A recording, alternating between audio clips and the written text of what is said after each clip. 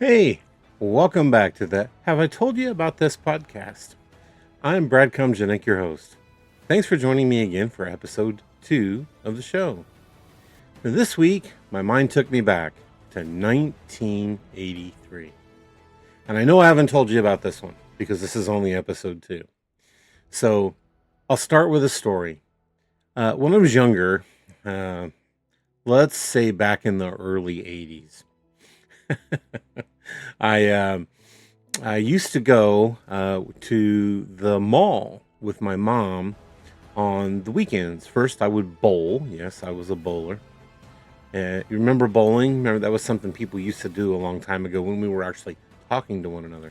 Um, so I would go bowling in the morning, and then we would head out to our local mall in the afternoon, around 11ish when the mall opened. And my mom would give me roll of quarters, $10 in quarters, and send me off to the Aladdin's Castle arcade at the mall. And she would go off shopping and then tell me to meet her about 12:30 over at the Luca Pizza, some of the best pizza that was around at the time. And so I would take that $10 quarters, and of course, cut that puppy right in half. So $5 I knew I would spend this week, and I would hold back five just in case I needed it for something else during the week. And I was pretty good at arcade games, so I could definitely make that last as long as I needed to. So I would always go because when you walked into the Aladdin's castle, right at the beginning of the front of the arcade were the newest games, and boy, man, I I can remember going in and seeing the Atari Star Wars arcade game for the very first time. And friends, that game did not just blow my mind, it ate my quarters and it launched me into hyperspace. The original Star Wars arcade game wasn't just a cabinet either. The version that I played was an actual cockpit. Let me show you what that looked like. So as you can see on the screen now, it'll roll through some different. That's the stand-up model that you got to play, and then there's that cockpit that you got to sit down in. I can so remember stepping into that thing. It was a revolution. It was the first time I felt like I was in a movie. And today I'm going to go into a deep dive into this game that changed arcade games for me and for arcades. Why? Well, it was actually the birth of vector graphics, and it was a vector legend. See, in 1983, Atari actually released the Star Wars arcade game. It was unlike anything else I had ever seen before in the arcade. This game was developed by Mike Halley and a small team at Atari. The game was built on the same vector graphics engine that had powered Battlezone and Tempest before it. But this one pushed the tech even further than before. Vector graphics weren't just a style, and by vector I mean the line-like graphics that you see like here in the background and here in the, right up there. That they were line graphics, not sprite graphics like we're used to seeing today. They weren't just a style, they were a statement. Instead of pixelated sprites, you were getting glowing wireframes that felt futuristic and cinematic, razor sharp, and they moved so much faster than any other game that you've seen just because there wasn't that much left to draw. Yeah, there was some kind of complex geometry in the shapes, but they could move around so much faster. The Death Star trench wasn't just a flat background, it was a tunnel of light. TIE fighters didn't just appear, they emerged from the void. You see, Atari's engineers had to rewrite the rendering logic to handle the speed and the complexity of that trench run scene. They optimized memory usage to squeeze every ounce of performance out of this arcade board. And they did it all under the pressure of delivering a game worthy of the name Star Wars. You see, this was one of the first licensed arcade games. So here's the thing, this wasn't just a Star Wars themed game, it was official. Atari secured the license from Lucasfilm once, then Lucasfilm backed out, And then Atari came back with some planned screenshots of what they thought the thing might look like. Lucasfilm signed on again and then backed out. And one more time, Atari came back with some of their greatest programmers and designs, and they brought a whole team this time. And this time, LucasArts felt the passion, and they went through with it. It was one of the earliest major arcade licensing deals that had been done. See, LucasArts and Lucasfilm, they didn't really know much at that time um, about arcade games. They were certainly more into like consoles and home PCs. That meant that they had that by this licensing deal, that actually meant that the Atari team had access to voice clips, music, and story elements directly from the film. Now, this was groundbreaking. Before this, most arcade games were abstract themes, aliens from Space Invaders or spaceships. Every game seemed to have a spaceships or Waka Waka Dots, right?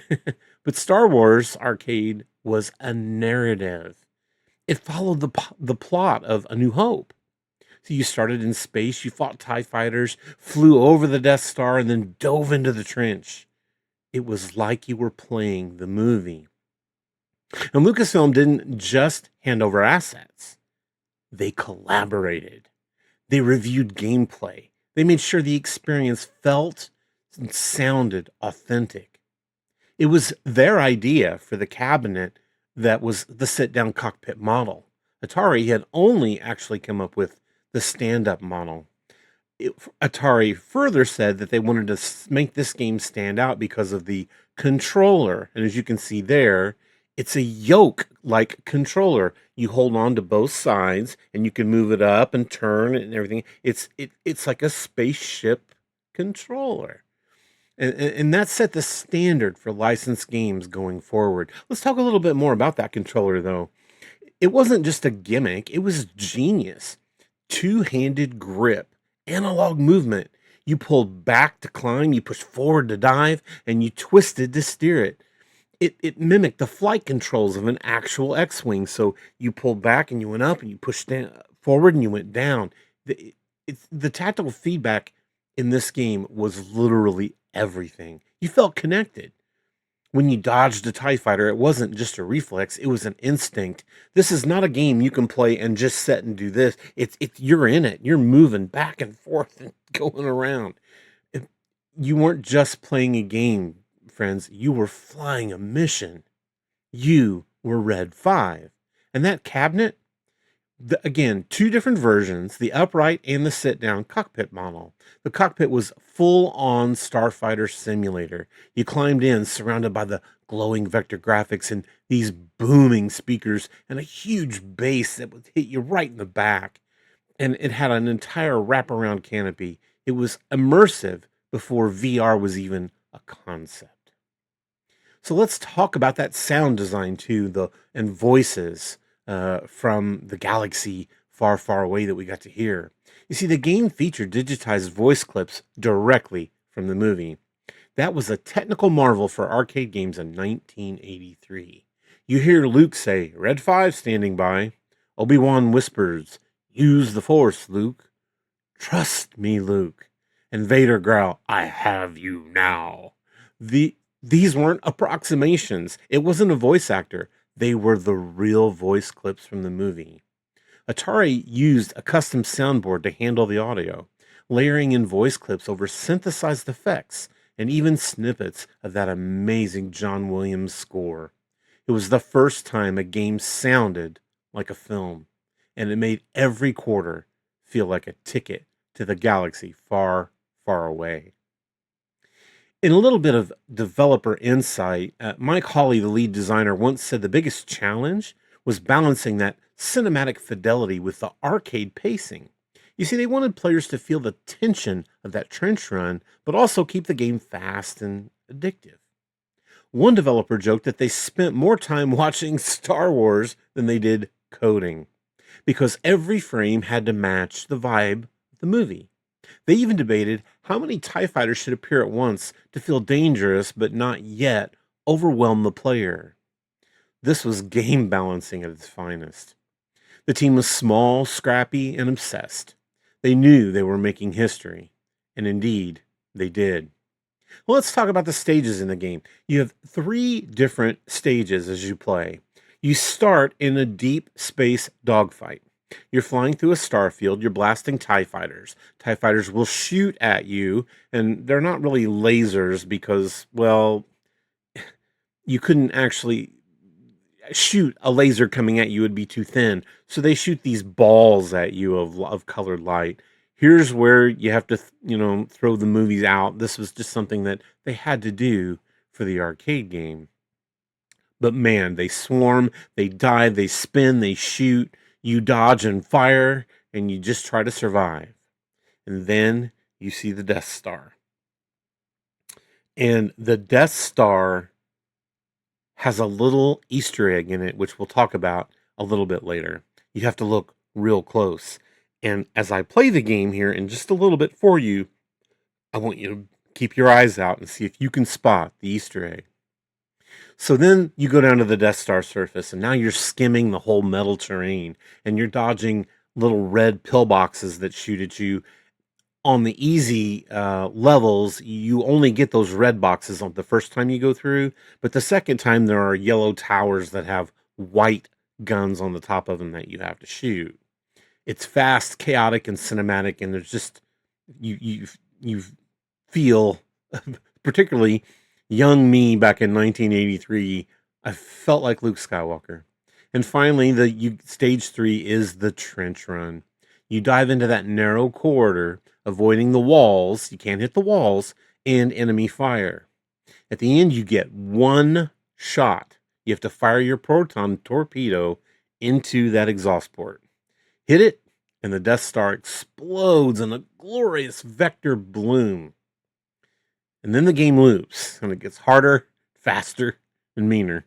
You keep going until you die. That was the arcade back in 1983. It was all about score, getting your name up on the board. So I've talked this game up a lot, but let's talk a little bit about its sales and its ratings and the cultural impact it had. Friends, the game was a smash hit. Atari sold thousands and thousands of cabinets. Arcades reported lines forming around the machine.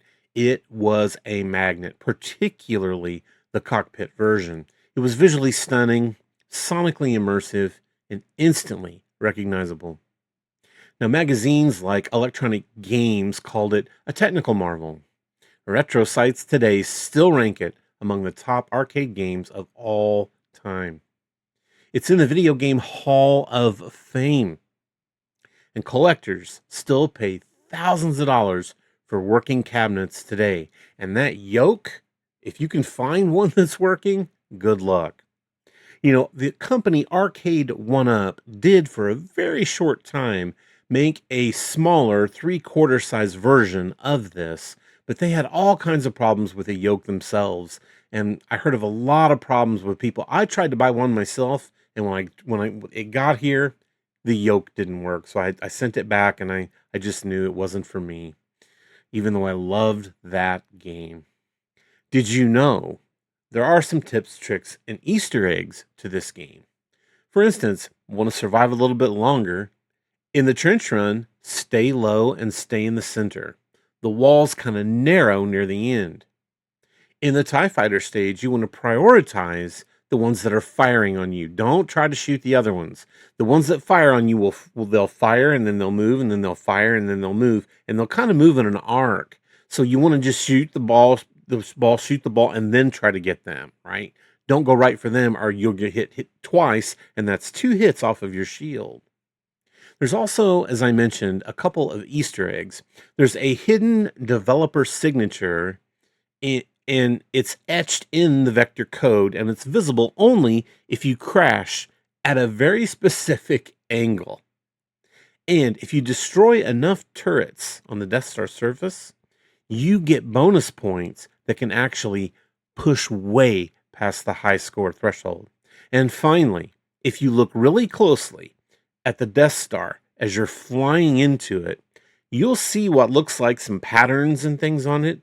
But if you actually slow down some footage and look, It actually says, "May the Force be with you." Now, the world high score is currently held by David Palmer. He has over 15 million points. Friends, that would be well over 4 hours worth of continuous trench runs, perfect dodges, and precision shooting. I consider David Palmer a true Jedi Master. Just a few personal stories, and then we'll get into some. The game did actually have a couple of sequels. So I remember the first time I climbed into that cockpit version at Aladdin's castle. I was in line. I was one of the people that was in line to play. I think it was like 5 back when I got there, and I got there right about the time the arcade opened. But having to turn quarters into tokens takes a while. So I jumped in line and I watched other people play because you could see through the back of the cabinet into the screens, and the game just sounded absolutely amazing. Just that the excitement kept building and building and building, and when I finally got to slide into that seat, man, it felt like for the first time I was in one of my favorite movies of all time. The arcade was absolutely buzzing with sound as it always was, but all I heard when I was inside that machine was this game. It was silent to the rest of the world, just me, the stars, and those TIE fighters. I remember gripping the yoke and hearing Red 5 standing by, and I got the biggest smile on my face. I I can still remember it as if it was yesterday. There was another time I went into play. I always played it every time it was there, for weeks and weeks and weeks. I learned the timing of the trench run, and I actually got to memorize some of the turret positions.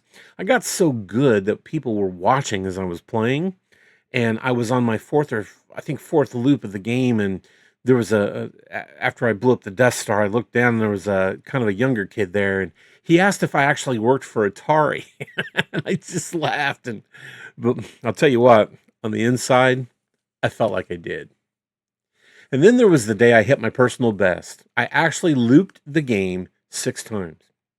My hands were absolutely sweating. My heart was pounding. I fired that final torpedo and kaboom, the Death Star blew up.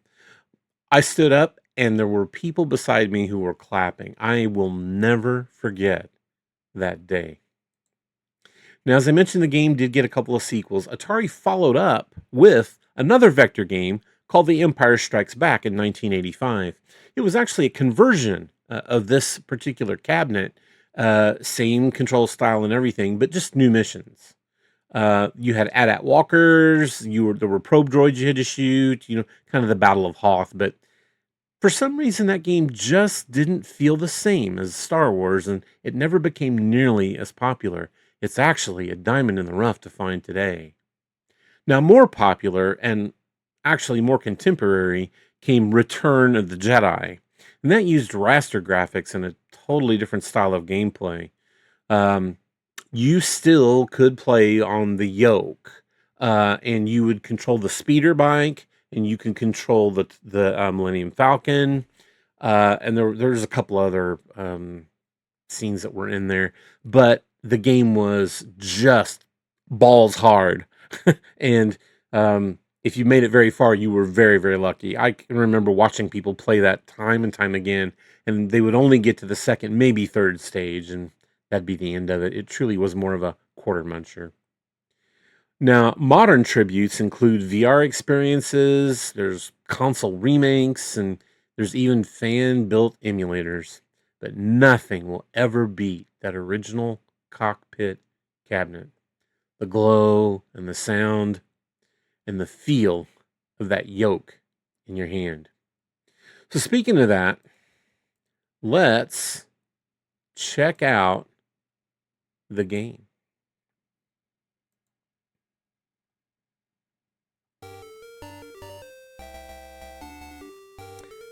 Hear that?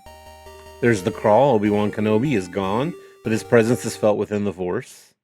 The Empire's Death Star, upon the command of Darth Vader, nears a rebel planet. You must join the rebellion to stop the Empire. The Force will be with you always. Let's just watch a little bit of the attract screen here.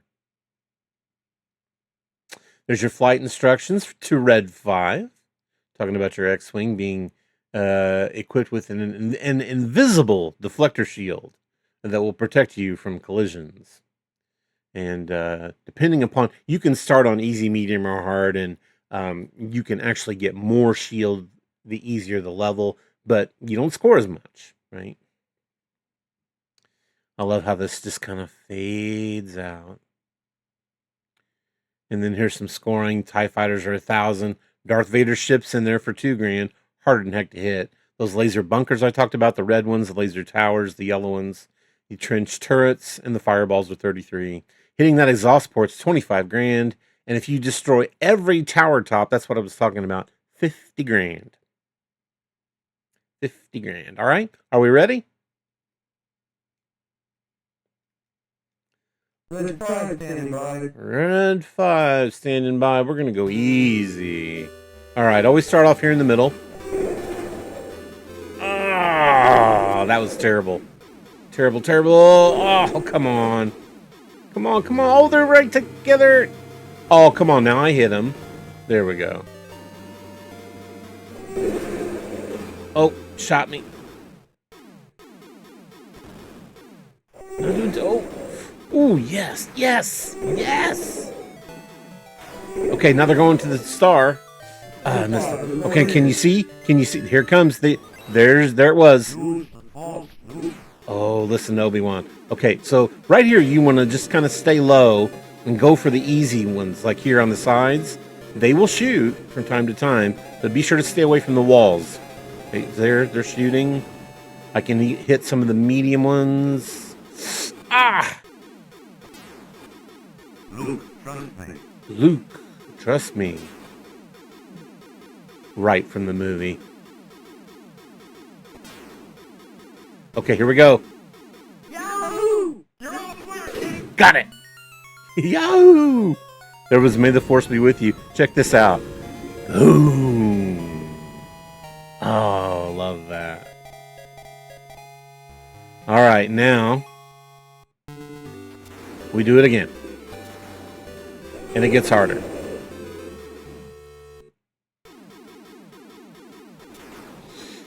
See, those fireballs come at you quick. Ah, got hit. Got hit. Oh, there's Vader. There's Vader. I can't hit him. He's too fast. See what I mean about these guys? How they hit you? If you follow them, you can kind of get ahead of them. Ah, okay. There was another Easter egg. That was some names of some of the developers. Okay. So now we're just doing the easy one, right? There's no big yellow towers or anything to hit right here, and you can pretty much just stay low and hit as many of these little pillbox things as you want. But always make sure if you see a fireball, you got to get the fireballs. Or they're on. Oh, this is terrible. I'm terrible. Quote Charles Barkley. It's terrible. Oh, yeah. You don't ever lose 3 of your shields on that level. Okay, now, here you're going to notice something different. There, look. They start putting barricades in here. So you can't just sit on the ground anymore. You have to move up and down. You also want to be watching for the fireballs. Okay, you're right in the middle. Okay, doing good so far. I'm hit, but not bad. Let go, Luke. I love all the voices. Can you imagine setting in a big cabinet like I was? Here we go. Got it. There we go. Love it. Love it. Love it. I could play this all day. Now it gets hard. Real hard. I'm gonna die shortly.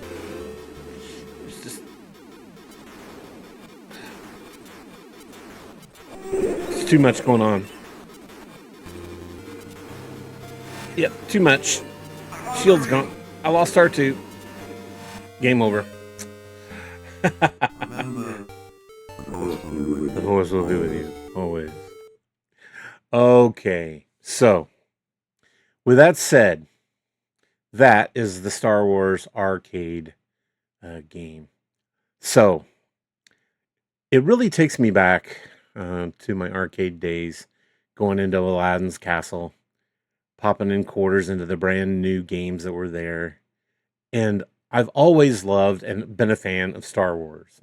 All things Star Wars. Yes, the sequels, the prequels. Yeah, of course, The Mandalorian. Yes, even The Acolyte. I will watch anything if it has Star Wars on it. I've read nearly every book that's been out there. Now, it doesn't mean I love all of them or hold them all to heart and say, oh, this is all great stuff. But what I can tell you is if it's got Star Wars on it, it means a little something extra to me. And this game, well, I had to tell you about it. That's for sure. So, now that I've told you about it, I hope you get a chance to play it. Most consoles that you have today tend to have compilation packs of old arcade games. You might be able to find it there. There are some emulators I know that are out there that you can run the game on if you wanted to try to get into that. There are ways to play it, and I even know if you go to Galloping Ghost Arcade, which is in Brookfield, Illinois, ran by the awesomest person on earth, Doc Mack. You will find a pristine machine with a yoke, and you two can set your high score on it. I hope you will, and I hope the Force will be with you. Listen, if you enjoyed today's show, I have only one simple request for you. And it's not a lot, I don't think. It's simply subscribe. If you wouldn't mind subscribing and hitting that like button, that would certainly help me out. This is a passion project for me. I get things in my mind, and then I like to tell you about it. And I hope you enjoyed finding out about it. You know, I've had a show on why Survivor Alliances are so cool, and now Star Wars, the arcade game. What'll it be next week? Who knows? I think about a lot of things. Come on back next week and find out. Thanks so much for your time. May the Force be with you.